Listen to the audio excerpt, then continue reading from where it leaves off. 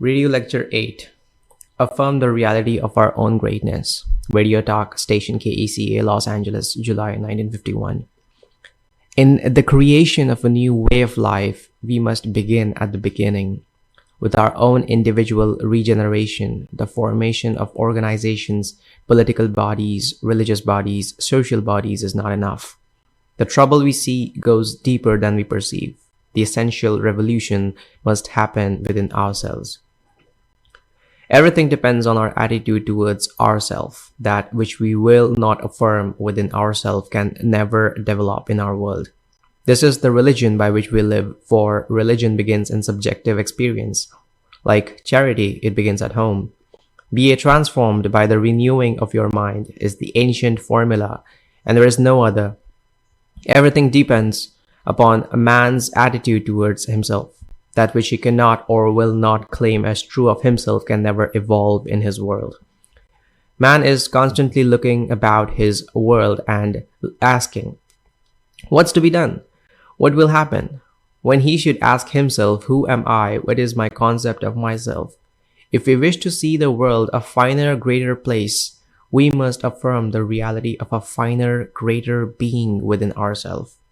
It is the ultimate purpose of my teaching to point to the road to this consummation. I am trying to show you how the inner man must readjust himself.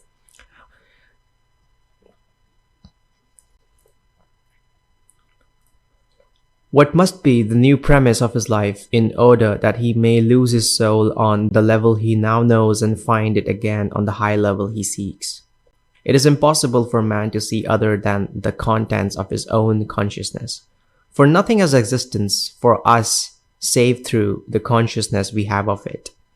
The ideal man is always seeking a new incarnation, but unless we ourselves offer him human parentage, he is incapable of birth.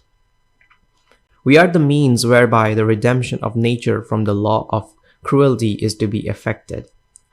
The great purpose of consciousness is to effect this redemption.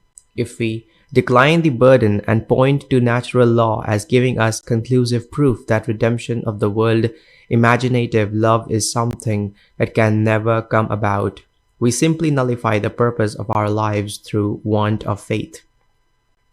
We reject the means, the only means whereby this process of redemption must be effected. The only test of religion worth making is whether it is true-born, whether it springs from the deepest conviction of the individual, whether it is the fruit of inner experience. No religion is worthy of a man unless it gives him a deep and abiding sense that all is well, quite irrespective of what happens to him personally. The methods of mental and of spiritual knowledge are entirely different, for we know a thing mentally by looking at it from the outside, by comparing it with other things, by analyzing and defining it. Whitehead has defined religion as that which a man does with his solitude. I should like to add, I believe it is what a man is in his solitude. In our solitude, we are driven to subjective experience. It is then that we should imagine ourselves to be the ideal man we desire to see embodied in the world. If in our solitude we experience in our imagination what we would experience in reality had we achieved our goal, we will in time become transformed into the image of our ideal.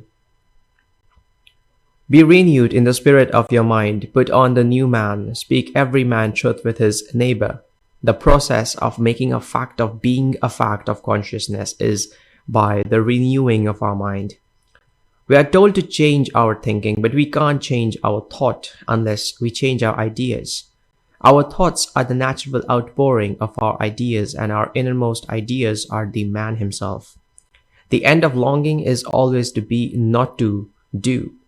Be still and know I am that which I desire. Strive always after being. External reforms are useless.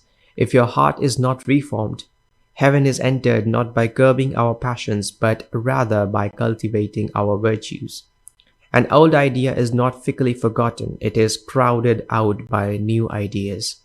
It disappears when a wholly new and absorbing idea occupies our attention. Old habits of thinking and feeling like dead oak leaves hang on till they are pushed off by new ones. Creativeness is basically a deeper receptiveness, a keener susceptibility. The future dream must become a present fact in the mind of anyone who would alter his life. Every great outpicturing is preceded by a period of profound absorption. When that absorption is filled with our highest ideal, when we become that ideal, then we see it manifest in our world and we realize that the present does not recede into the past, but advances into the future. This is essentially how we change our future. A now which is elsewhere has for us no absolute meaning. We only recognize now when it is at the same time here. When we feed ourselves into the desired state, here and now, we have truly changed our future. It is this changing your future which I hope to explain to you fully next Sunday morning when I am speaking for Dr. Bailey's at 10:30 at the Fox Wilshire Theatre on Wilshire Boulevard near La Cienega.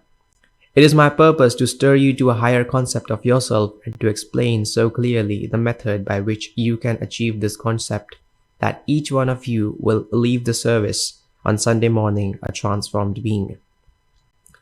Discouraged people are sorely in need of the inspiration of great principles. We must get back to first principles if we are to speak with a voice that will kindle the imagination and rouse the spirit. Again, I must repeat, in the creation of a new way of life, we must begin at the very beginning with our own individual regeneration. Man's chief delusion is his conviction that he can do anything. Everyone thinks he can do. Everyone wants to do and all ask what to do. What to do? It is impossible to do anything. One must be, it is hard for us to accept the fact that we of ourselves do nothing. It is especially difficult because it is the truth, and the truth is always difficult for man to accept. But actually, nobody can do anything. Everything happens, all that befalls man, all that is done by him, all that comes from him, all this happens, and it happens in exactly the same way that rain falls as a result of a change in the temperature in the higher regions of the atmosphere. This is a challenge to us all. What concept are we holding of ourselves in the two higher regions of our soul? Everything depends upon man's attitude towards himself. That which he will not affirm as true within himself can never develop in his world. A change of concept of self is the right adjustment, the new relationship between the surface and the depth of man. Deepening is, in principle, always possible, for the ultimate depth lives in everyone, and it is only a question of becoming conscious of it. Life demands of us the willingness to die and to be born again. This is not meant that we die in the flesh. We die in the spirit of the old man to become the new man. Then we see the new man in the flesh. Subjection to the will of God is an old phrase for it, and there is, I believe, no new one that is better.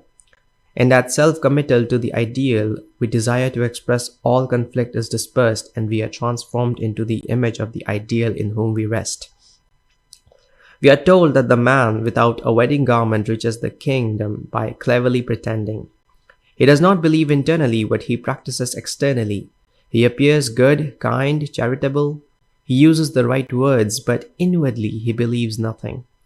Coming into the strong light of those far more conscious than himself, he ceases to deceive. A wedding garment signifies a desire for union. He has no desire to unite with what he teaches, even if what he teaches is the truth. Therefore, he has no wedding garment. When we are united with the truth, then we will put off the old nature and be renewed in the spirit of our mind. Truth will strip the clever pretenders of their false aristocracy. Truth in its turn will be conquered and governed by the aristocracy of goodness, the only unconquerable thing in the world.